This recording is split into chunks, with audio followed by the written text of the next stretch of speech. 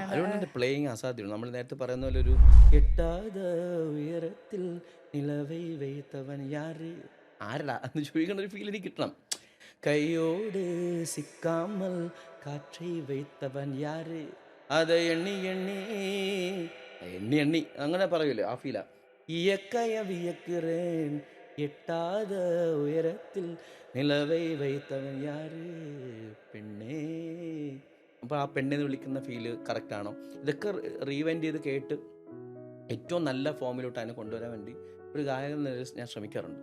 അതിനകത്ത് എൻ്റെ മ്യൂസിക്കാലിറ്റി, എൻ്റെ അറിവ്, അല്ലെ എൻ്റെ ഇൻ്റർപ്രറ്റേഷൻ എല്ലാം യൂസ് ആവണം. അല്ലാതെ വെറുതെ ചുമ്മാ വന്നിരുന്ന് ഒരു പാട്ട് പാടി എടുക്കുന്നതല്ല സത്യം പറഞ്ഞാൽ. അപ്പോൾ അതിനകത്തൊരു മ്യൂസിക്കൽ എഫർട്ടുണ്ട്. എ.ആർ. റഹ്മാൻ സാറിന്റെ മ്യൂസിക് എടുത്തിട്ട് അത്രയും അത് ഭയങ്കര ഫീലാണ് കേട്ടോ. അത് പാട്ട് ഭയങ്കരമായിട്ട് അത് എനിക്ക് നിങ്ങൾ രണ്ടുപേരെയും കണക്ട് ചെയ്ത് പറയണം. കാരണം ഇഷാൻ പ്രേത് പാടും ബാലുചേട്ടൻ്റെ ആ ഒരു വയലിൻ രക്ഷയില്ലാത്ത, എനിക്ക് ഏറ്റവും ബാലുചേട്ടൻ്റെ ഇഷ്ടമുള്ളൊരു വയലിൻ പ്ലേ ചെയ്തത് വെണ്ണിലവയാണ്. അരുണിന്റെ പ്ലേയിങ് അസാധ്യമാണ്. നമ്മൾ നേരത്തെ പറയുന്ന പോലെ ഒരു എന്താ പറയുക, അയാൾ ഈ പറഞ്ഞ ആള് ഒരു മ്യൂസീഷ്യൻ എന്ന ലെവലിൽ ആ കൈ വെക്കുമ്പോൾ തന്നെ അങ്ങനെ ഒരാളില്ലല്ലോ പ്ലേ ചെയ്യണം നമ്മുടെ കേരളത്തിലും ഇന്ത്യയിലും ഇല്ല. അത് ആ ഒരു പ്രത്യേക, അത് ആ ഹാർഡ് വർക്കിൻ്റെയാണ്. നമ്മൾ കാണുന്ന ബാലാവസ്കറോ ഒന്നുമല്ല, നമ്മൾ നേരിട്ട് കാണുന്നതാണ്.